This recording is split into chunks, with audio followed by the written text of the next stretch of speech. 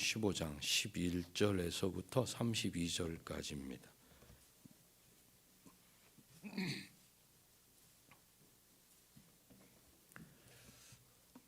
누가복음 15장 11절에서부터 32절까지.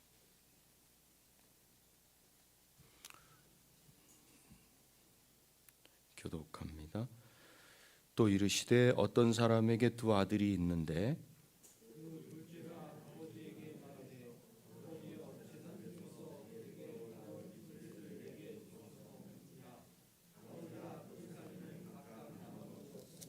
그 후 며칠이 안 되어 둘째 아들이 재물을 다 모아 가지고 먼 나라에 가서 거기서 허랑방탕하여 그 재산을 낭비하더니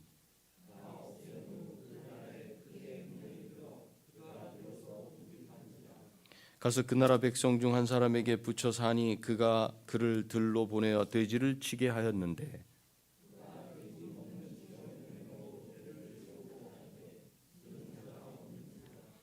이에 스스로 돌이켜 이르되 내 아버지에게는 양식이 풍족한 품꾼이 얼마나 많은가. 나는 여기서 줄여 죽는구나.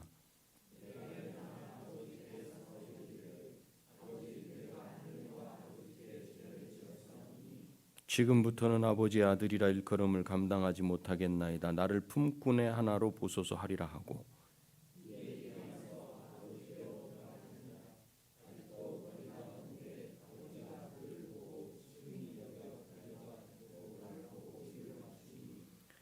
아들이 이르되 아버지 내가 하늘과 아버지께 죄를 지었사오니 지금부터는 아버지의 아들이라 일컬음을 감당하지 못하겠나이다 하나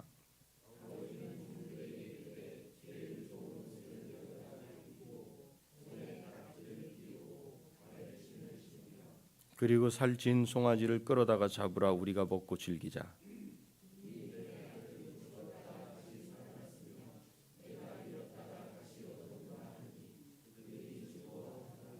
맏아들은 밭에 있다가 돌아와 집에 가까이 왔을 때 풍악과 춤추는 소리를 듣고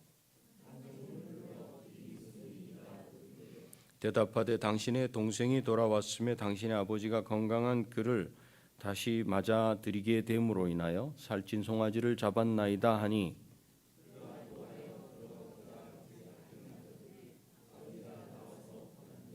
아버지께 대답하여 이르되 내가 여러 해 아버지를 섬겨 명을 어김이 없거늘 내게는 염소 새끼라도 주어 나와 내 벗으로 즐기게 하신 일이 없더니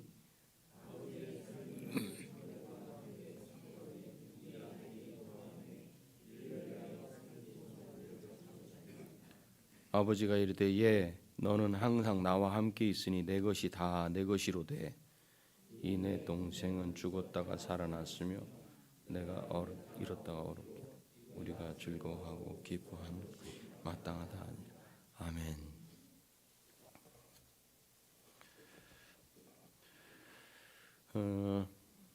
오해와 이해 사이에 뭐가 있죠? 뭐라고 대답하셨죠? 응? 이성? 3회. 오해와 이해 사이에는 3회. 오해와 이해의 차이는 3회. 근데 우리 조교 집사님을 위해서 물 좀 준비를 좀 해주셔야 될 것 같은데. 오해와 이해 사이에는 3회도 있고 또 와도 있고 그렇죠. 예수님께서는 이 땅에서 모든 사람들에게 그 오해를 풀어주시려고 얼마나 애를 쓰셨는가 그걸 볼 수 있어요. 오늘 말씀 본문의 배경에는 1절 2절이 있어요. 1절 2절 한번 보세요. 그걸 알아야 오늘 말씀을 전체적으로 다 이해할 수 있어요. 안 그러면 그 속에 들어가요. 그냥 그 말씀 속에 들어가서 찾지 못해. 오해하게 돼. 1절 2절 한번 읽어볼까요? 시작. 모든 세리와 죄인들이 말씀을 들으러 가까이 나오니. 자, 첫 번째 등장인물들 누구예요? 항상 성경에서는 세리와 죄인 한마디로 세죄 그러면 세트예요. 이렇게 세리와 죄인은 세트야. 같은 부류로 취급이 돼요. 2절을 읽어봅시다. 시작.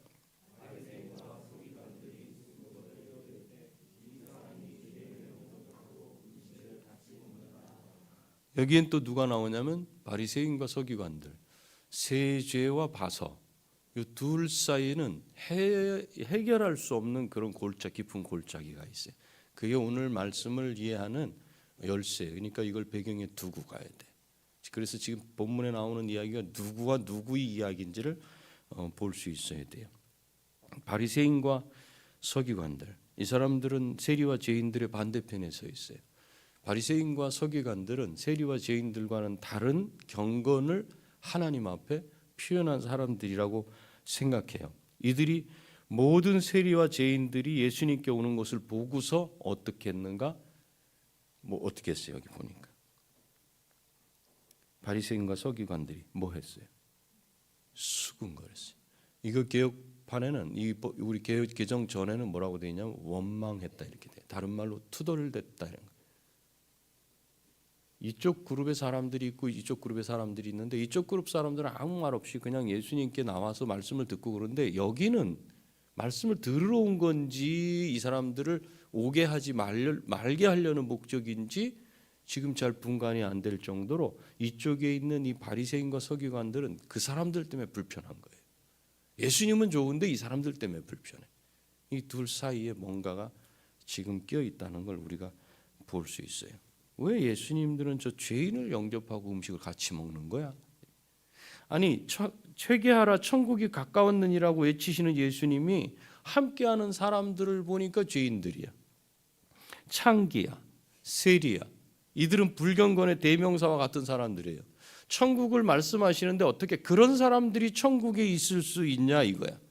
왜? 우리는 하나님의 나라를 붙잡고 아브라함의 후손으로 수천 년을 살아온 사람들인데 어떻게 저렇게 하나님과는 관계도 없이 살아온 저런 사람들이 천국에 들어가려고 저렇게 그냥 말씀을 듣고서 거기서 회개하고 저러고 다니지? 이걸 도대체 받아들일 수 없어요. 왜? 우리가 여태껏 살아온 길이 있었기 때문에 그래요. 그래서 불평하고 비난해요. 그것이 더 커져서 투덜대고 원망까지 가게 된 거예요. 이게 말씀의 배경이에요. 그때 예수님께서 저희에게 비유로 주신 말씀이 잃어버린 양의 비유로 시작하는 세 가지 비유. 누가복음 15장. 잃어버린 비유, 잃었다가 다시 찾는 비유. 그게 누가복음 15장에 나와요. 세 가지가 나와요. 그 비유를 3절부터 시작해 가지고 32절까지 세 가지 이야기를 그대로 말씀해 주셔요. 그 중에 세 번째 이야기예요. 들판에서 양을 치고 있는데 양 100마리 중에 한 마리가 없어졌어요. 목자는 당연히 99마리에 거기에 있는 양을 내버려 두고 한 마리를 찾아다니지 않겠느냐 이렇게 말해요. 물론 목자가 다 그런 건 아니에요. 이 지역에서 양을 칠 때 30%의 손실은 목자가 그 주인이 묻지 않게 돼 있어요. 100마리 치면 그 중에 30마리를 손해를 본다 해도 목자가 이 양치기한테 이거 어디서 찾아내?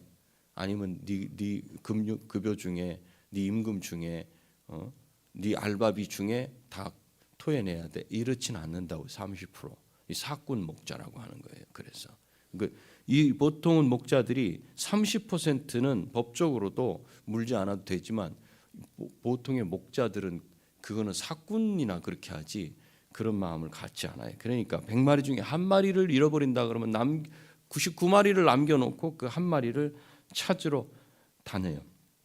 양이 목자를 잘 따르면 길을 잃지 않았을 거예요. 그죠? 여러 가지 얘기할 수 있죠. 아니 그 주인을 잘 따랐으면 목자를 따라왔으면 길을 잃어버리고 그랬겠어? 근데 왜 길을 잃어요? 제멋대로 하니까 그래요. 관심이 많아요. 주변에 그냥. 잘 보이지도 않으면서 주변 것에 관심이 많아. 그냥 하고 싶은 것도 많아. 욕심도 많아. 그래서 이렇게 저렇게 따라다니다가 길을 잃었어요. 자, 길을 잃은 것은 양의 입장이에요. 그런데 목자의 입장에서는 길을 잃은 양을 생각할 때 어떤 생각이 드냐 이거야. 그 양 앞에 곧 나타날 일이 늑대, 온갖 들짐승, 또 절벽, 벼랑 끝, 깊은 물, 늪 이게 생각나는 거예요. 불쌍히 여기는 마음이 그 안에 들어오는 거예요. 왜 그러는가? 그가 위험을 만날 것은 불보듯 뻔한 사실이기 때문에 그래요. 그래서 목자는 길 잃은 한 마리 양을 찾아 나서는 거예요. 자기가 자기 길 간다고 자기 욕심 따라서 호기심 따라서 그렇게 움직인 것이 사랑스러울 수 있겠습니까? 전혀 그렇지는 않은데 목자는 그가 당할 위험을 생각하니까 어떤 마음이 들어요? 불쌍한 마음이 드는 거예요. 여러분이 목자라도 아마도 99마리는 놔두고 찾아 나서지 않겠어요? 불쌍해서 나서는 거예요. 이쁜 짓을 해서 그를 찾아 나서는 게 아니에요. 이 마음이 바로 죄인을 부르시고 그들과 함께하는 이유였어요. 1절 2절에서 왜 예수님은 저런 죄인들과 함께 하시는 거지? 예수님이 그 답을 지금 하고 계신 거예요. 이쁜 구석이 있냐? 그게 없잖아요. 주님, 우리가 이렇게 열심으로 하나님 말씀을 따른 사람들이 대접을 받아야 되는 거 아니에요? 그렇지만 아버지의 마음을 모르고 있는 거예요. 그들은 불쌍해서 그래요. 불쌍해서. 그것이 죄인을 부르시고 그들과 함께 하는 이유였다는 걸 보여주셔요. 예수님께서 죄인들을 가까이 하시는 것은 그들이 불쌍하기 때문이다. 하나님이 죄인을 찾으시는 마음이 99마리 양을 그냥 들판에 놔두고 한 마리를 찾아 나서는 목자의 심정으로 비유해서 깨닫게 하시려는 거예요. 그러니까 서기관과 바리새인들아, 저 세제들을 보고서 그들이 나한테 모여들어 가지고 은혜를 받고 하나님 나라에 들어가고 하는 걸 그 오해하지 말아라. 내가 왜 그들을 물리치지 않는지 아냐. 그걸 지금 말씀하고 계시. 오늘 말씀에서는 이제 잃었다가 찾은 둘째 아들의 비유를 통해서 잃어버린 영혼에 대한 하나님의 사랑이 어떤 것인지를 설명하셔요. 그리고 떠나버렸던 둘째 아들이 돌아왔을 때 잔치를 벌이고 둘째 아들을 맞아들인 그 아버지에 대해서 또 한 사람이 등장해요. 누구예요? 큰아들이. 큰아들이 어떻게 좋은 마음으로 봐요? 불평하죠. 이 불평하는 큰 아들에 대해서 원망하는 그 큰아들, 투덜대는 큰아들, 그것이 결국 2절에 나오는 누구예요? 서기관과 바리새인들의 모습이라는 거예요. 그걸 그대로 비유로 이렇게 설명을 해주시는 거예요. 자, 오늘 말씀은 어떤 사람에게 두 아들이 있다는 이야기로 시작돼요. 한 사람에게 두 아들이 있었는데 둘째 아들이 아버지에게 자기 몫으로 돌아올 재산을 달라고 해요. 그래서 아버지는 그에게 돌아갈 몫의 재산을 줘요. 이 재산은 어떤 재산이냐면 유산이에요. 유산은 돌아가기 전에, 하나님께 돌아가기 전에 직전에 주는 것이고 그때서야 아버지가 떠나고 나서야 효력이 발휘되는 게 그 재산이에요. 유산. 근데 이걸 지금 달라 그래. 이것 자체가 벌써 이 말을 듣는 자체가 어떻게 이런 배은망덕한 녀석이 있지, 어떤 이런 불효한 녀석이 있지, 이런 말이 딱 들어와야 되는 거예요. 아무리 말이야 돈이 필요해도 그렇지, 아버지가 아직 살아계신데 유산을 달라 그러면 아버지 보고 빨리 떠나라는 말이야. 이런 불효자가 어디 있어, 이런 생각을 할 수 있는 대목인데, 어찌됐건 그에게 돌아갈 재산의 몫을 달라 그랬을 때 아버지가 나누어 줘요. 근데 이 재산을 다 모아가지고 아버지를 떠나서 멀리 가버립니다. 먼 나라로 가버립니다. 이 재산을 모아서 그 재산은 이 나라에서나 통용이 되는 거지 밖에서 통용이 안 돼요. 그러니까 어떻게 했겠어요? 그 재산을 다 모아서 덤핑을 처리해가지고 현금화 시킨 거예요. 손해를 보고.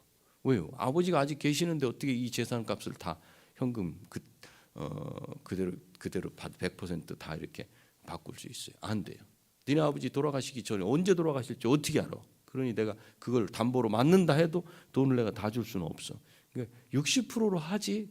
하여튼 손해를 엄청 보고서 그걸 다 모아서 현금화 시켜서 갔어요. 멀리 가버린 아들은 허랑방탕한 삶을 사느라 재산을 다 탕진하고 말았어요. 손에 한 푼도 남겨진 게 없어요. 엎친 데 덮친 격으로 그 지방에 흉년까지 왔어요. 그 지방뿐 아니라 그 나라 전체가 흉년이에요. 먹을 것이 없어요. 당장 먹을 것을 살 돈이 없어서 이제 굶어 죽게 생긴 이 사람이 그동안 알고 지내던 어떤 사람에게 가서 자기를 좀 어떻게 일을 좀 시켜달라고 이렇게 얘기를 합니다. 그랬더니 그 사람이 그를 들로 보내요. 들판으로 보내는데 들판에 돼지를 치게 해요. 유대인이 돼지를 친다. 맞지도 않는 부분이죠. 그죠? 아주 비참한 상황이라는 거예요. 오죽하면 거기까지 갔겠나, 이런 상황이에요. 갈 때까지 다 간 상황을 얘기해 주고 있어요. 돼지를 치게 하는데 얼마나 굶주렸던지, 이 굶주린 게 지금 배고픈 게 아니고 아주 지속적으로 굶주린 상태가 됐어요. 그래서 돼지가 먹는 쥐엄나무 열매, 이게 약간 달콤한 그런 열매인데 요걸 먹고 싶어 하는 거예요. 근데 이걸 주는 사람이 없어요. 돼지밥에 자기도 좀 그것도 좀 어떻게 얻어먹으려고 그러는데 그걸 주는 사람도 없어요. 나눠주는 사람도 없어요. 이렇게 되니까 굶주림이 지속되고 먹을 것도 아무도 주지 않는 상황이 되니까 정신이 번쩍 들었던 것 같아. 그 고향집 아버지를 떠올려요. 그 15장 17절에 한번 읽어볼까요? 17절 시작. 아버지에게는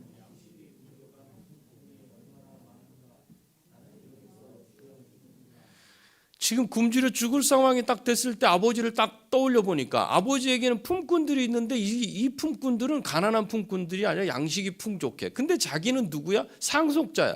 상속자인 자기는 쥐엄 열매도 먹지 못해 여기서 죽게 된 거예요. 근데 이 아들은 자기의 비참함 때문에 거기서 절망하고 아유 그러지 말 걸 하고 후회하고 말지 않습니다. 아버지에게 돌아가려는 마음을 품어요. 그게 18절 19절이에요. 내가 일어나 아버지께 가서 이르기를 아버지 내가 하늘과 아버지께 죄를 지었사오니 지금부터는 아버지의 아들이라 일컬음을 감당하지 못하겠나이다. 나를 품꾼의 하나로 보소서 하리라.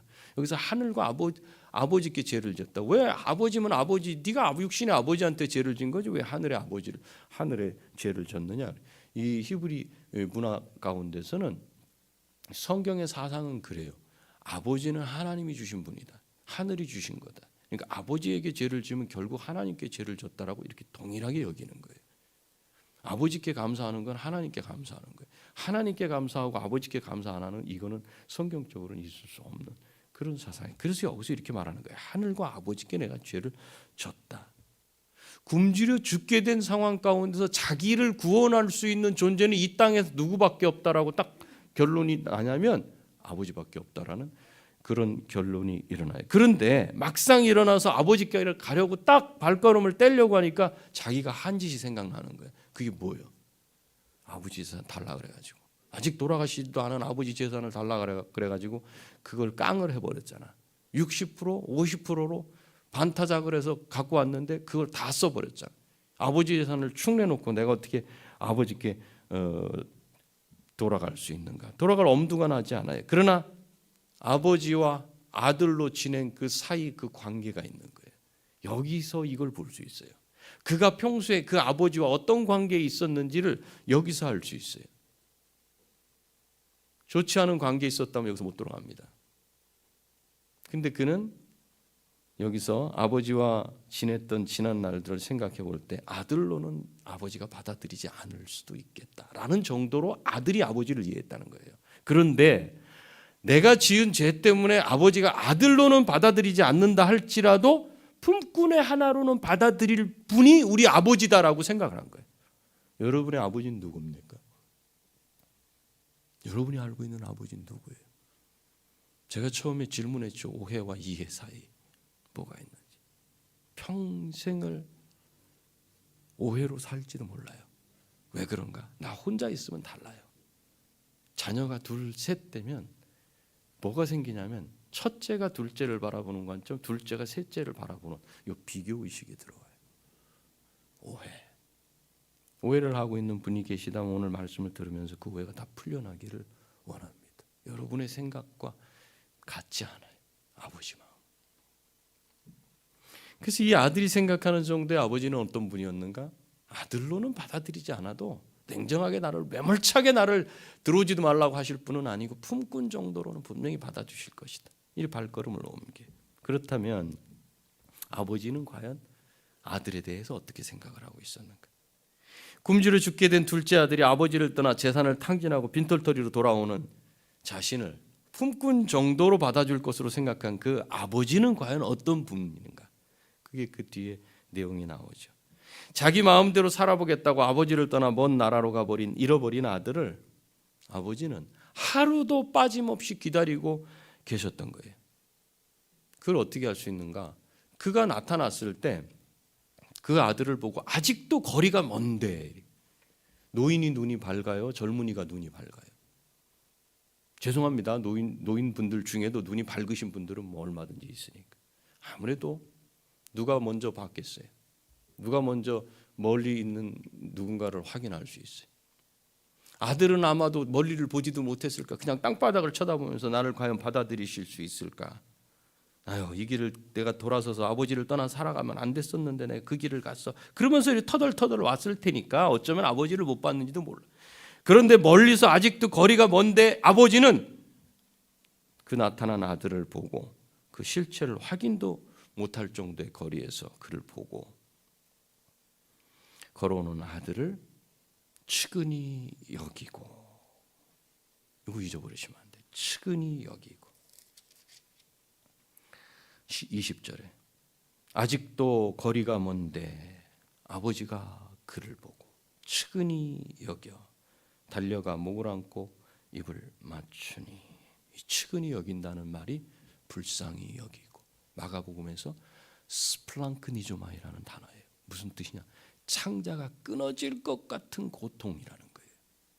저기서 오고 있는 터덜터덜 오고 있는 빈털터리가 된 그 실체만 딱 보고도 저것이 내 새끼라는 걸 아는 그 아버지의 그 마음이 창자가 끊어질 것 같은 고통으로 그가 그걸 느끼고, 그 느낌이 먼저 왔어요. 그리고 달려가서 끌어안고 연실 입을 맞춰. 그토록 집 나간 아들이 돌아오기를 기다렸던 아버지의 눈에서는 눈물이 하염없이 흘러내리는데, 연실 입을 맞추는 아버지를 향해 둘째 아들이 이렇게 말해주세요. 21절 시작.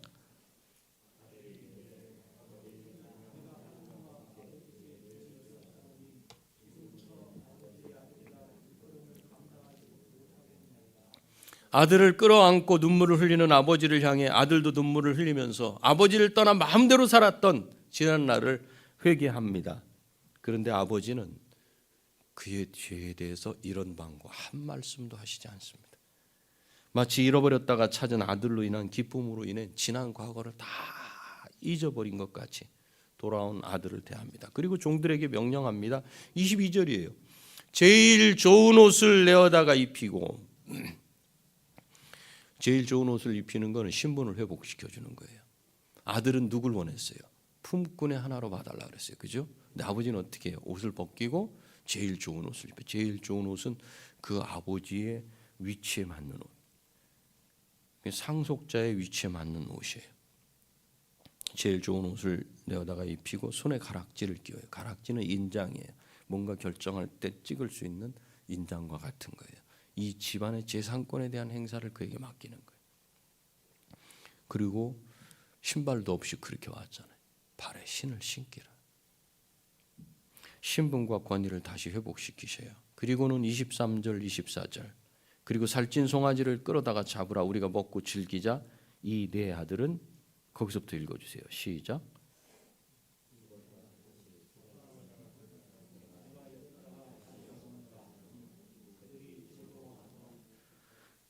아버지를 떠나서 모든 것을 탕진하고 또 신도 없이 들짐승처럼 변해서 돌아온 아들은 마치 하나님을 등지고 떠나서 자기 마음대로 살면서 하나님이 주신 것을 모두 잃어버리고 본능에 따라 살아가는 짐승 같은 우리의 죽었던 영적인 모습을 그대로 보여줘요. 하나님께서 하나님의 형상으로 지으시고 모든 지으신 것들을 경영하고 누리고 땅에 충만하라 정복하가 다스리라 그렇게 명령하셨건만 하나님을 떠나서 각각 자기의 보기에 좋은 대로, 로마서 1장에 있는 말씀대로 보면 순리대로 사람을 쓰지도 않고 허망한 것으로 하나님의 형상을 완전히 짓밟아 버렸어요. 짐승과 버러지로 우상으로 채워버렸어요. 그런 모습이 지금 돌아온 탕자의 이런 모습이에요.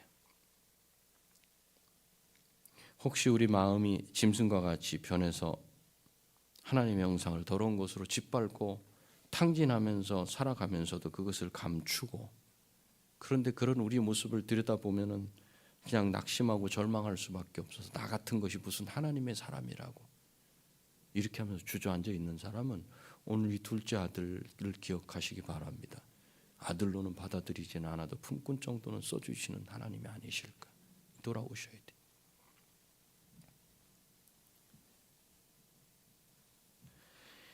탕자가 품삯이 풍성한 품꾼이 많은 아버지의 집에 그 부요함을 기억하면서 아들은 아니더라도 품꾼의 하나 정도로는 나를 써주실 것이다. 그러면서 돌아왔던 것처럼 우리 하나님 아버지 집도 그렇게 부유하고 풍성해요. 내가 어떤 상황에 있었던지 간에 나를 아들로는 받아들이시진 않아도 품꾼으로는 받아들이시겠다라는 그 믿음을 가지시기 바랍니다. 하나님의 나라가 얼마나 복된 나라고 풍성한 나라인지 우리는 기억해야 돼요. 천국은 눈물이 없는 곳이에요. 더러운 것이 없어요. 악한 것이 없어요. 죄로 인해 고통과 슬픔이 더 이상 없는 곳이에요. 그곳은 내 아픔과 상처와 슬픔을 모두 씻김받고 고침받는 나라인 것을 믿으시기 바랍니다. 나는 너무 많은 죄를 짓고 살아온 날이 너무나 악해. 지금도 여전히 내 속에는 악이 들들 끓어. 하나님께서 받아주시지는 않을 것이라 생각하는 분도 오늘 말씀의 탕자가 생각해냈던 두 번째, 품꾼으로는 받아주시지 않을까. 여기까지는 가야 돼. 여기까지도 가지 못할 정도로 그 심령이 찢어지고 강팍하고 황폐해져 있다면 기도 요청을 하세요. 하나님의 사랑은 내가 생각하는 것과는 달라요. 하나님을 내가 생각하는 정도로만 바라보고 있을 때는 서기관과 바리새인 수준에 계속 머물러 있어요. 그냥 계속 불평이 나올 수밖에 없어요. 원망이 나올 수밖에 없어요. 집을 나간 아들이 돌아오고 있을 때 아직도 거리가 먼데 그를 먼저 알아보시고 잃어버린 아들을 향해 달려나가신 분은 아버지셨어요. 우리가 예수 그리스도를 믿어 내가 하나님을 찾아온 것 같지만 하나님이 먼저 나를 그리고 그 목을 안고 눈물로 입을 맞춰요. 그 아들에게 따끔하게 죄를 묻고 그 입으로 자백하게 하시지 않았어요. 정확하게 우리 하고 가자. 죄 지은 건 고백해야지 뭐. 잘못은 잘못대로 해결하고 가자. 종아리 걷어라.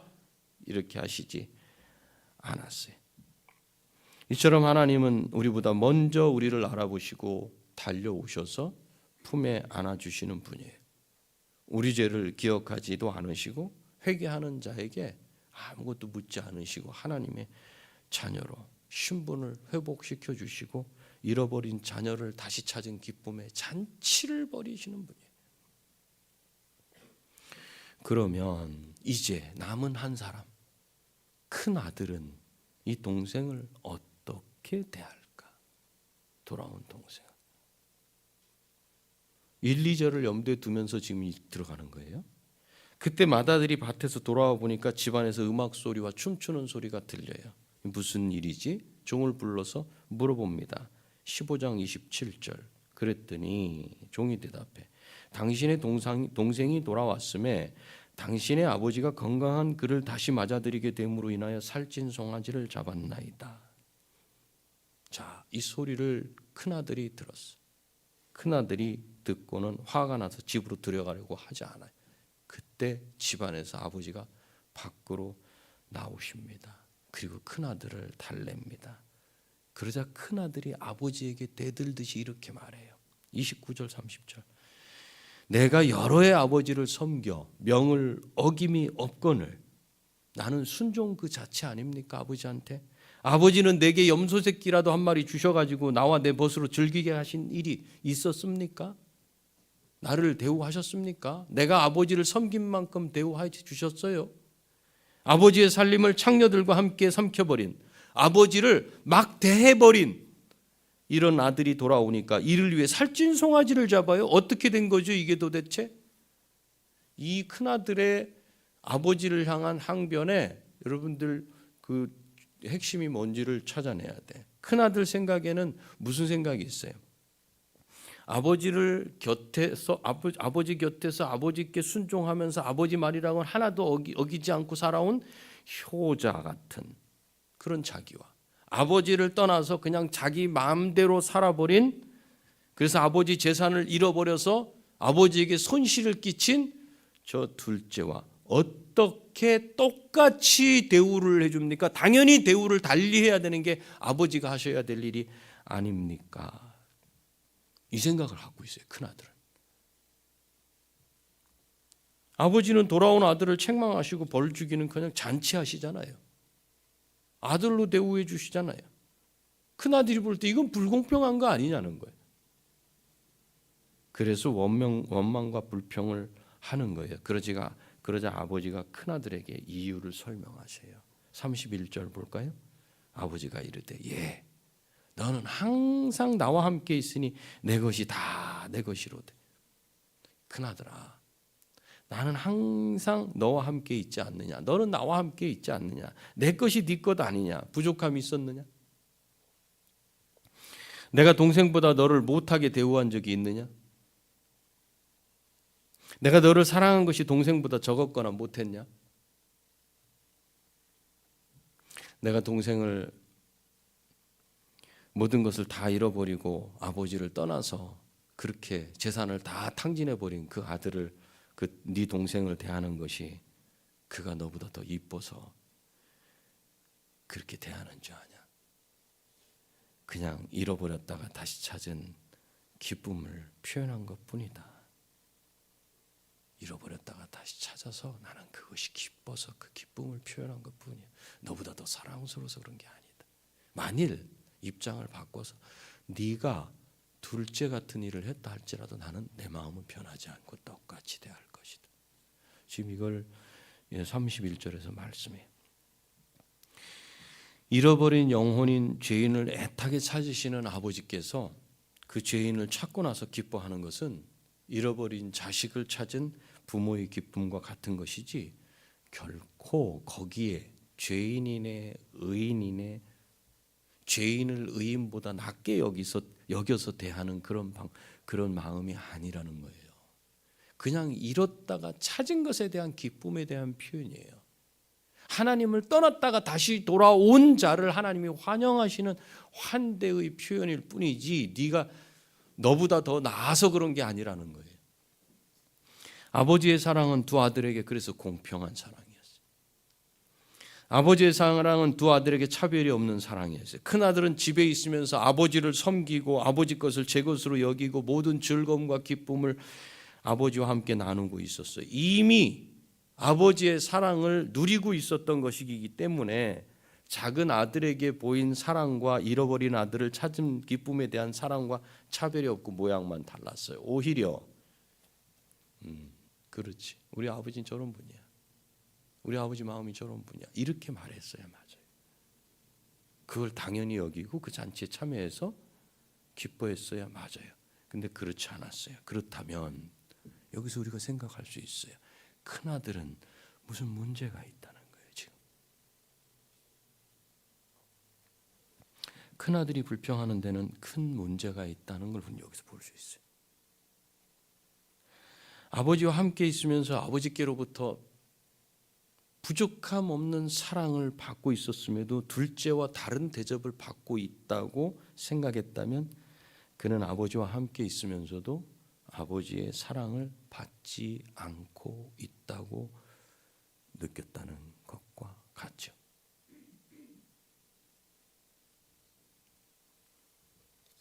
첫째 아들은 아버지의 사랑을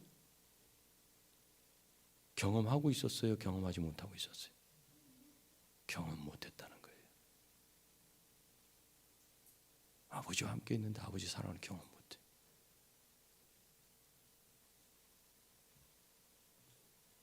아버지와 함께 있으면서도 아버지를 떠나 모든 것을 잃어버리고 돌아온 둘째 아들이 죄를 회개하고 아버지께 받은 사랑만큼도 경험하지 못하고 있었어요. 아버지의 사랑을 알지 못했어요. 그건 아버지의 말을 통해서 알지. 그건 그의 말을 통해서 알 수 있어요. 그가 뭐라고 말해요? 29절. 내가 여러 해 아버지를 섬겨 명을 어김이 없거늘. 아버지가 나를 사랑해 줘야 되는 이유가 뭔지 아세요, 아버지? 내가 아버지를 이렇게 대했잖아요. 이게 사랑이에요.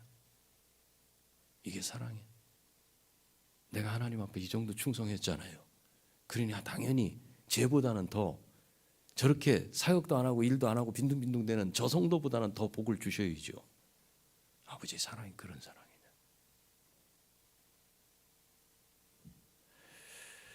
아버지 사랑은 내 섬김의 대가로 주어지는 것이다. 이렇게 이해를 하고 있었던 사람이 바로 첫 아들이, 첫 번째 아들이, 큰아들. 아버지를 위해 수고한 대가로 주어지는 것이 아버지의 사랑이다. 이렇게 알고 있었다는 거죠.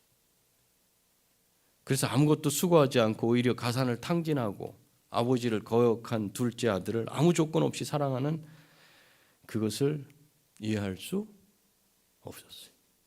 절대로 받아들일 수가 없어요. 우리 아버지는 내가 한 대로 주시는 분이야 라고 알고 있었다는 거예요. 큰아들. 아버지의 사랑은 첫째나 둘째나 동일했지만 큰아들은 아버지의 사랑을 깨닫지 못했어요. 아버지의 사랑을 경험하지 못했어요. 자녀들 중에도 이런 자녀들이 많이 있어요. 아까 말씀드렸죠. 홀로 있는 자녀는 잘 못 느껴요. 둘, 셋이 있으면 이걸 느껴요. 왜? 비교하거든요. 저 자식을 사랑하는 게 나보다 더 나은 것 같다. 그래. 10손가락 깨물어 가지고 안 아픈 손가락이 있느냐 얘기하잖아요. 그죠? 근데 부모에게는 10손가락인데 자식은 자기 손가락과 다른 손가락 2개를 비교해. 3개를 비교해. 아버지 사랑을 경험하지 못했어요. 큰아들은 항상 아버지를 섬기면서 아버지 집에 있었다고 말하지만 아버지가 누군지, 아버지가 어떻게 그를 사랑하신지 경험해 보지 못한 불행한 사람이에요. 자녀들을 키워보면 자녀들 안에도 이런 자들이 있어요. 불쌍한 거예요. 오늘 말씀을 시작할 때 처음 배경으로 등장했던 서기관과 바리새인들이 그런 사람들이었다는 거예요. 지금 이 말씀을 통해서 서기관과 바리새인들은 너희들이 큰아들이다 이거예요. 잃어버린 그가 너보다 낫기 때문에 내가 즐거워하고 회복시켜 주시는 게 아니다. 스플랑크니조마이 나는 그가 불쌍하다. 아버지를 떠나서 그가 살았을 그 인생을 생각할 때 그걸 그대로 놔둔다면 그 얼마나 불쌍하냐. 곧 양에게 일에게 마귀 새끼에게 붙잡혀가지고 그렇게 살아갈 것인데 나는 그게 불쌍하다. 그래서 그를 받아들이고 다시 돌아온 것이 기뻐서 내가 잔치를 베푸는데 너는 그냥 그게 못마땅하냐? 한 것도 없이 저렇게 하나님 앞에 은혜를 받는 것이 저것이 맞습니까?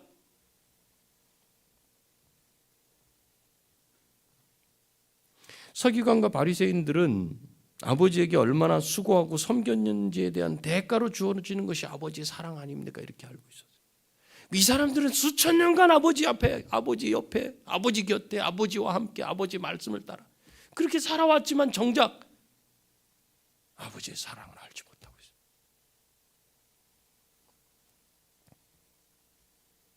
그렇게 살면서 당연히 천국은 자기들 것이라고 생각했어요.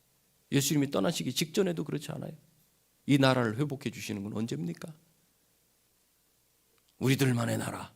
여태껏 하나님을 섬겨왔던 사람들, 계명도 어기지 않았던 이 사람들의 나라, 이 나라 언제 회복해 주실 겁니까? 이걸 예수님 떠나시기 전에도 묻지 않았어요. 그러나 하나님의 사랑은 수고의 대가로 주어진 적이 절대 없습니다.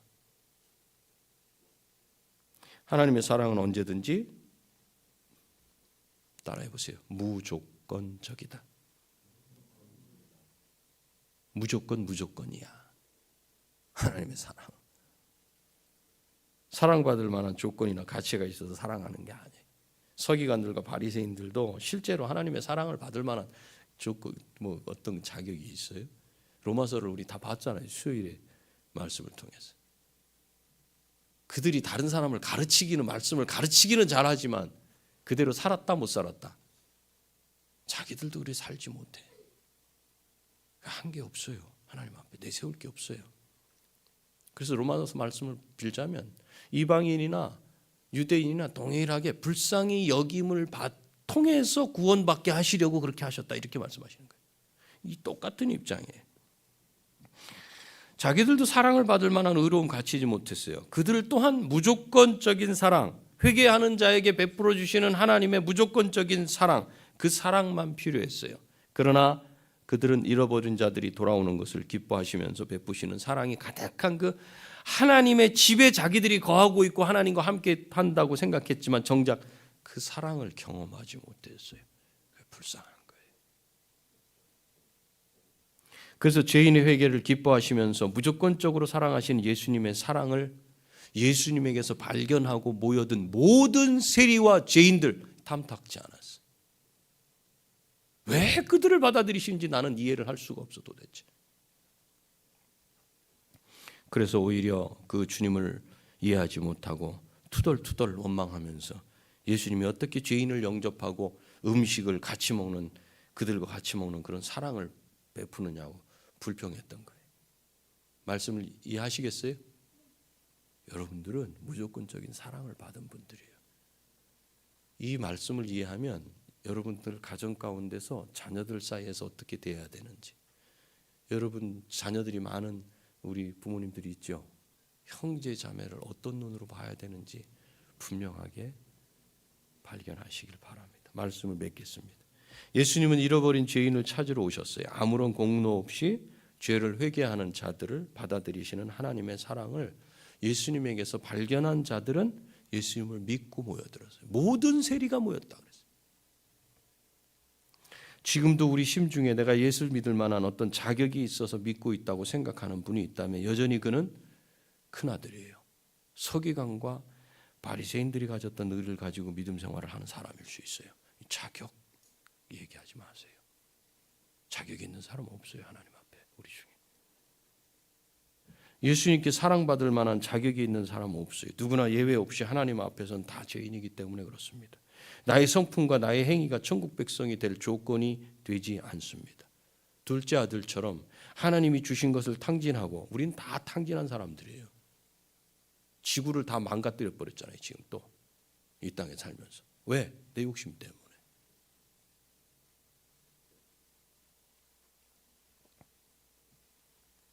주신 것을 다 탕진하고 고개를 들어서 감히 아버지, 하나님을 아버지라고 부를 그런 엄두도 내지 못하고 나는 부를 수 없다고 스스로 여기는 자가 그를 기쁘게 먼저 발견하고 기쁘게 달려나와서 맞아주시며 잃어버린 자가 돌아왔다고 잔치를 벌이시는 하나님의 사랑을 경험할 수 있어요. 그 사람이 나를 품꾼의 하나로는 받아주셔야죠. 에이, 제가 뭐 잘못했으니 마음대로 하세요. 난 못 돌아갑니다. 이런 완악한 마음이 풀려지길 원합니다. 아직 하나님의 무조건적인 사랑을 경험하지 못한 분들은 이 시간 하나님의 은혜를 구하실 때 돌아온 죄인을 맞아들이시고 불쌍히 스플랑크니죠. 불쌍히 여기셔서 맞아들이시고 기뻐하시면서 하나님의 아들로 회복시키시는 하나님의 무조건적인 그 사랑을 믿고 경험하시기를 축복합니다. 기도하시겠습니다.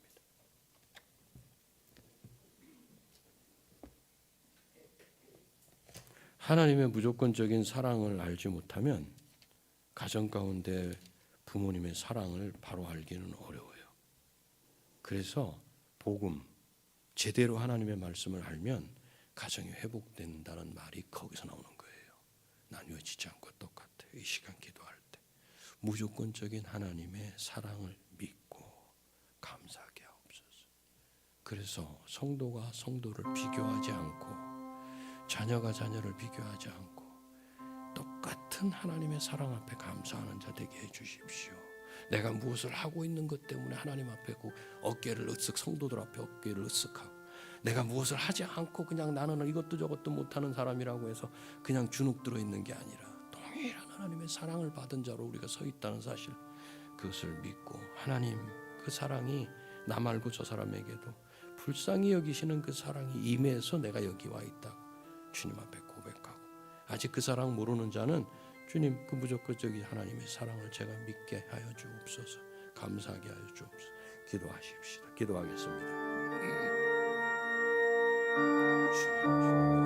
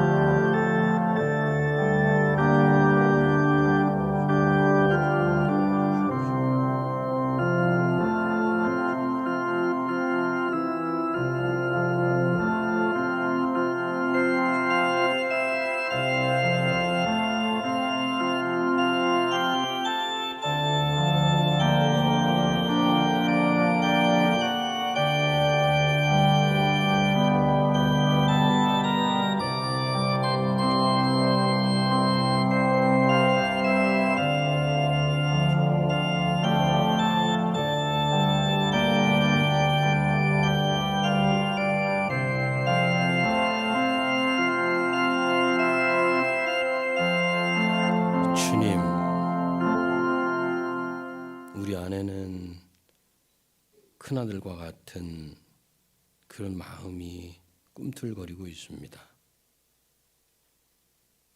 하나님 앞에 하나님의 사랑을 받을 만한 자격이 되고 조건이 있어야 된다라는 그런 생각이 있습니다. 내가 하나님 앞에 이 정도 최선을 다하기 때문에 하나님의 사랑을 받는다고 착각합니다. 가끔은 또 오해합니다. 내가 하나님 앞에 이 정도 충성하는데 왜 나한테 이런 일이 생깁니까? 라고도 또 하나님을 오해합니다. 주님이 우리를 불쌍히 여기시고 받아주신 그 은혜를 기억하지 못하고 내가 행한 대로 그것 때문에 나를 받아주셨다고 생각하는 그 착각이 서기관과 바리새인들과 같이 큰아들과 같이 그런 마음이 우리 안에 있다면 이 시간 녹여주시고 내몰아주시고 작은 아들처럼 최소한 하나님은 나를 품꾼의 하나로는 받아주실 것이다. 내가 지은 죄악이 너무나 막중하고 엄중해서 심각해서 하나님 앞에 갈 수는 없다 할지라도 그러나 나를 품꾼의 하나로는 받아주실 분이 아버지라고 나는 그렇게 알고 있다는 그런 마음이 우리 안에 들어 주님의 사랑 안에 기대고 그 사랑을 받아 누리며 살고 성도 서로 간에 그 사랑으로 사랑하게 하시고 부모와 자식 간의 사랑이 그런 사랑으로 연결되도록 인도하여 주시옵기를 소원합니다. 예수님의 귀하신 이름으로 기도합니다. 아멘. 우리 자리에서